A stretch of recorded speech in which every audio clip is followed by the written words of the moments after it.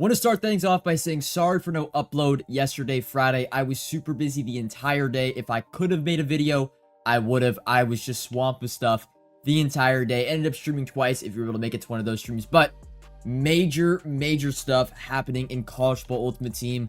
A Blitz-esque event. We're right in the midst of it. When you are actually watching this video, there are going to be different packs in the store because they come out every single morning at night, 10 a.m. East Coast time and 10 p.m. East Coast time.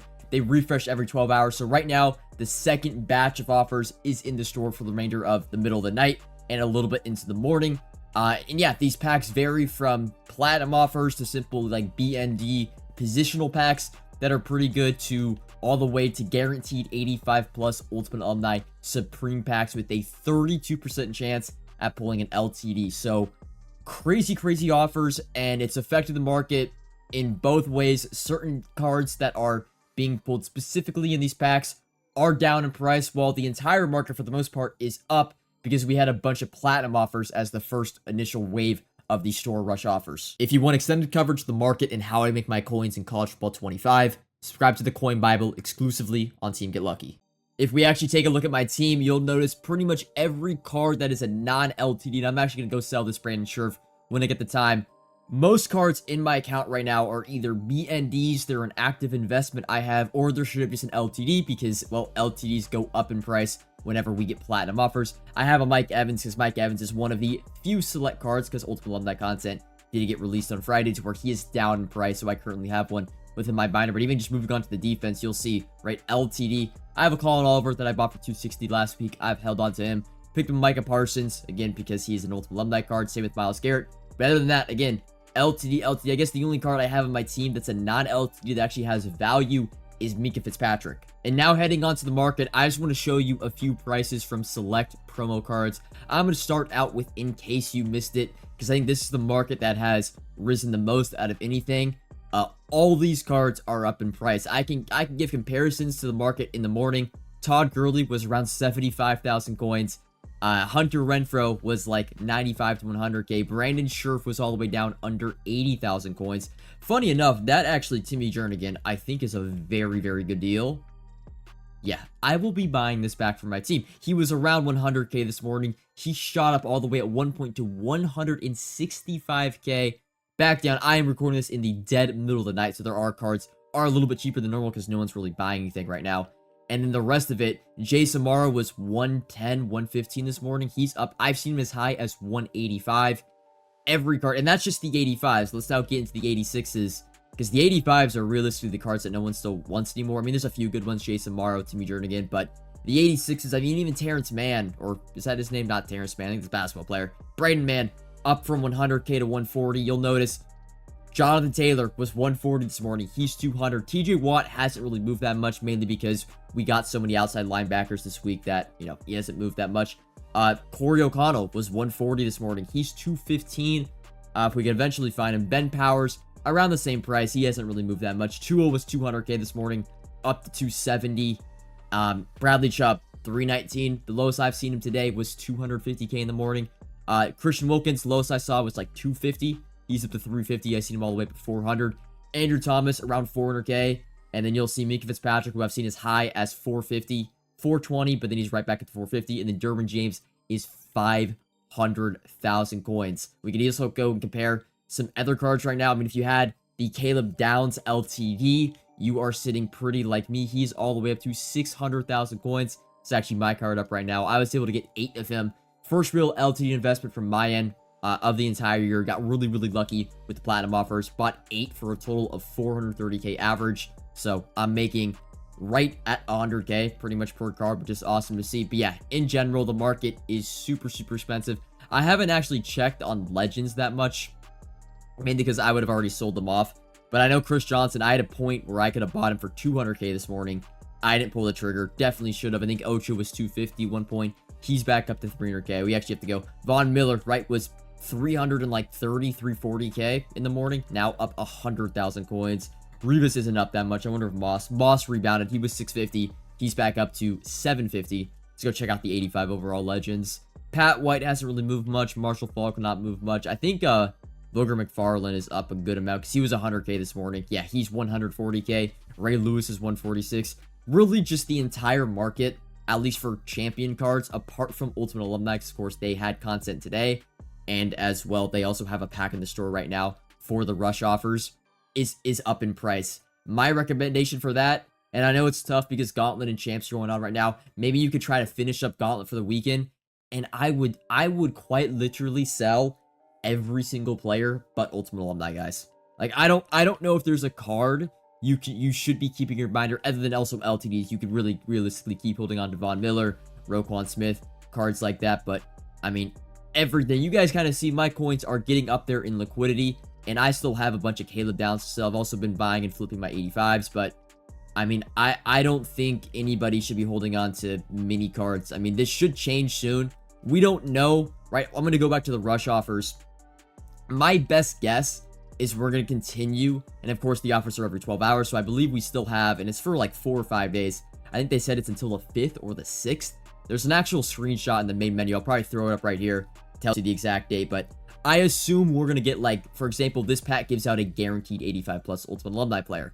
We're probably going to get that for not only Legends on Sunday, but we're probably going to get it in the form of Conference Story Player of the Weeks, as well as in case you missed it. And those will probably drop those individual markets back down to a more realistic price. So I think everybody, again, like, my recommendation for this market, just sell. Take your coins. You were making a massive profit, whether you bought last week or you bought this morning. You're making a lot of coins, and you should have the opportunity within the next few days to buy back at a significant discount. The other big bit of news, and I believe the title of this video is going to be about the Ultimate Alumni Training Reroll. Let's break it all down. So actually, let me first get into the right field pass, the Season 1 field pass. We saw an objective today released that we have not seen this entire year in College Football Ultimate Team, and that had to do with Ultimate Alumni and actually completing Ultimate Alumni sets. Funny enough, if you actually have already completed sets prior to today, they automatically gave you the objective. At least they did for me, so I spawned in this morning with a free 6,000 XP. But complete Ultimate Alumni sets, and you got to complete 4 of them. Now, what has that done to the market? Well, if you've looked at the 80 to 83 overall Ultimate Alumni market, initially, actually, in the morning, 83 Ultimate Alumni went all the way up to like 85,000 coins, partially because of the set objective, but also because the Ultimate Alumni pack in the morning was glitched. The 85 plus pack was giving out only 86 pluses, so a bunch of people scrambled, bought the 83 overalls. It wasn't even that good of a glitch or a loophole. You weren't making that much, even if you pulled Lamar, Micah, or Saquon Barkley.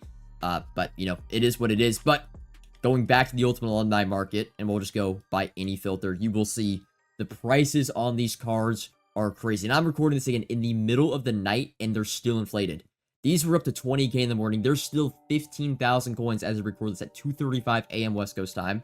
And then 82 overalls are around like the 24, 25k mark. Yeah, they're 25,000 coins. And then 83 overalls are around, they were 55k. They've kind of lowered off into 50k this late in the night, but they were going for 55k for the last 3 to 4 hours.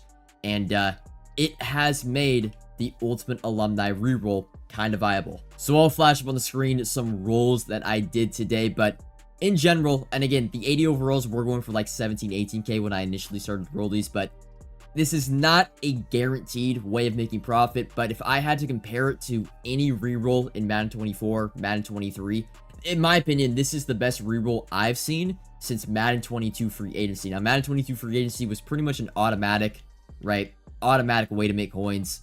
You just rolled, quick sold everything, and you would pretty much just slowly build up your stack. This is not that. You still have to get lucky. You also have to do a lot of tedious work in selling every single card you get from the roll. So oftentimes, I wouldn't recommend rolling a crazy amount of training, right? You kind of roll, get your auction house filled up, then when everything sells, okay, you can roll again.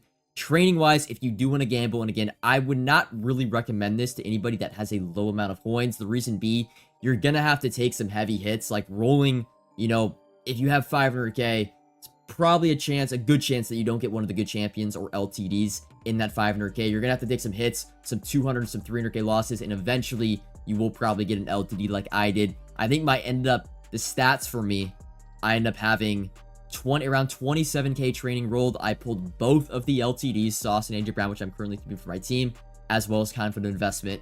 And then I also happened to pull Saquon Barkley. I pulled like 5 or 6 Mike Evans, which again I'm holding, 1 or 2 Eric Kendricks, and again, handful of 83s, handful of 82s. I ended up profiting around 1.2 million after tax. And again, that was with pulling 2 LTDs, Saquon Barkley, and a handful of 85s in around 27k training. So if you have the bankroll to do it, I would say like you have 2-3 mil and you want to throw 500k, 600k.